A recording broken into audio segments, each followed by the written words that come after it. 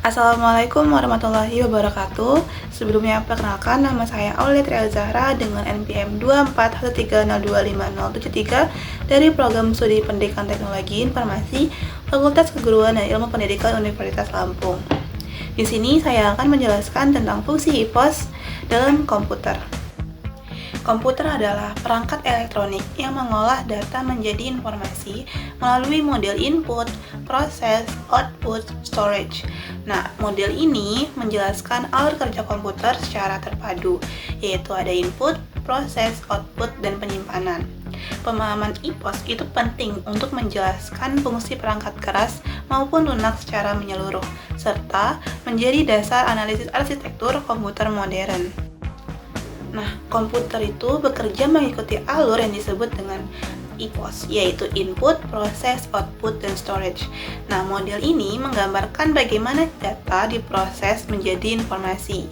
Yang pertama ada input, yaitu perangkat yang dipakai untuk memasukkan data. Contohnya ada keyboard, mouse, atau scanner.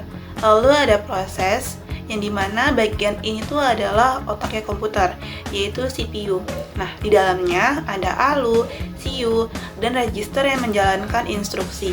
Lalu ada output, yaitu hasil dari proses tadi ditampilkan lewat perangkat output, misalnya monitor, printer, atau speaker.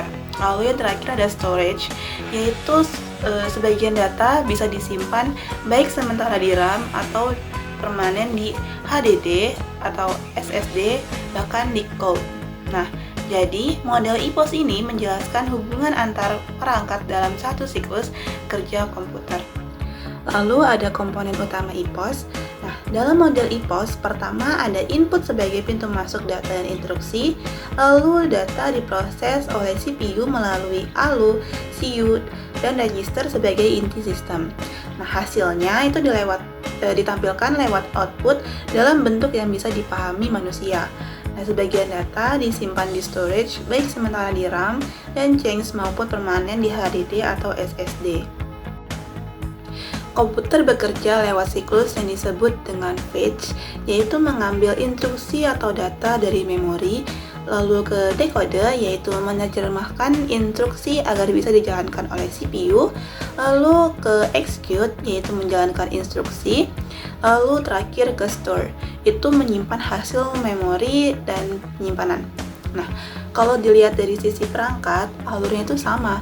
Data masuk lewat input, diproses di CPU, nanti hasilnya akan keluar di output, dan bisa disimpan di storage. Nah, model ini menunjukkan bahwa hardware dan software itu saling terhubung. Supaya IPOS ini berjalan dengan lancar, semua komponennya itu harus seimbang.